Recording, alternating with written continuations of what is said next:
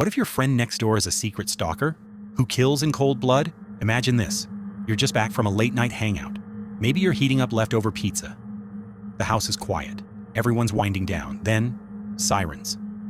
Flashing red and blue lights. Police cars flood your street. 4 of your best friends are dead upstairs. And the person responsible? A quiet guy from the university next door, studying how criminals think, but nobody ever suspected Ace. Welcome to Moscow, Idaho, a quiet college town with more trees than traffic. It's November 2022. Students at the University of Idaho are getting ready for Thanksgiving break. Finals are coming. Life feels normal, but by morning, everything would change. Meet the victims. Kaylee Goncalves and Madison Mogen were more than best friends. They were practically sisters. They'd grown up together, laughed together, traveled together. And now, they were living together in a house on King Road. Kaylee was bold and loved her dog like it was her child. Maddie?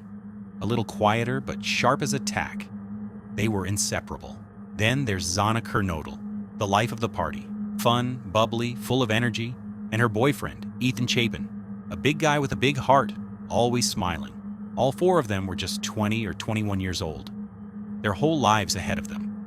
The night of the murders, Saturday night, November 12th. It was just a regular night out.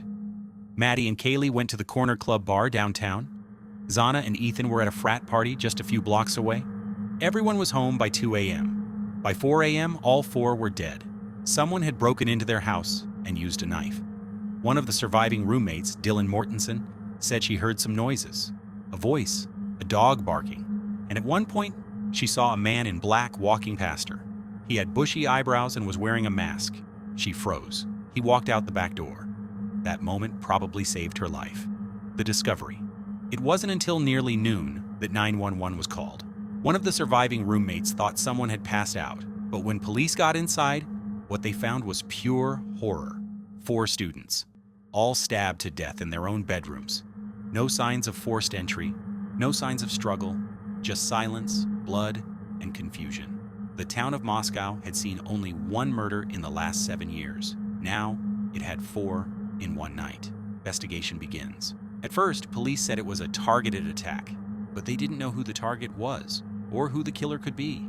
Rumors started flying. Was it a jealous ex? A stalker? A stranger? The only clue? A white Hyundai Elantra spotted on a neighbor's security camera speeding away around 4:20 a.m. That tip led investigators to search through 22,000 similar vehicles. Yes, 22,000. Imagine trying to match that up with just a blurry image. It was like finding a needle in a haystack, if the haystack was made of cars. Enter Bryan Kohberger.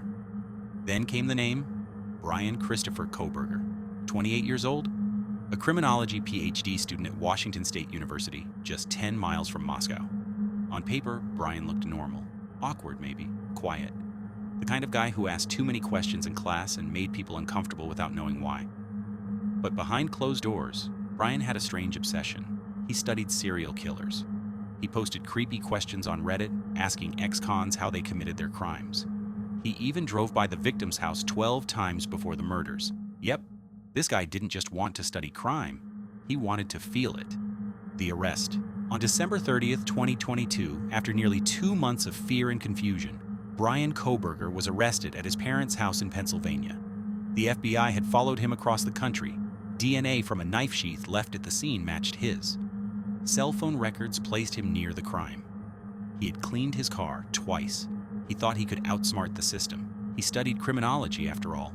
But in the end, the very tools he studied helped take him down. The trial and confession.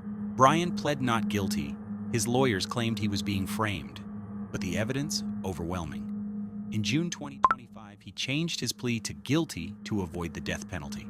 Just days later, he signed a written confession and admitted to all 4 murders.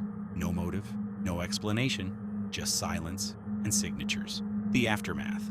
The house on King Road was demolished in December 2023. Some say it was to help the town heal. Others believe it erased evidence.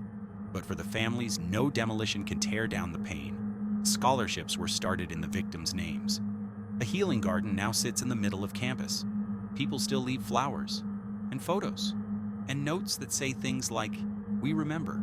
Reflection. 4 lives gone in minutes. A crime that felt random, yet so deeply personal, a suspect who studied murder and chose to commit it. We may never understand why. Maybe Bryan doesn't even know. But we do know this: the strength of the families, the determination of the investigators, and the voices of a shaken community kept this story alive. If this story hit you like it hit me, I want to hear your thoughts. Why do you think Bryan did it? Should the death penalty have been on the table, or is justice already served? Drop a comment below. Let's talk about it. And if you believe in sharing true stories with heart and humanity, hit that like button and subscribe to the Hidden Crime Lines. Because sometimes the most dangerous people are the ones who study how not to get caught.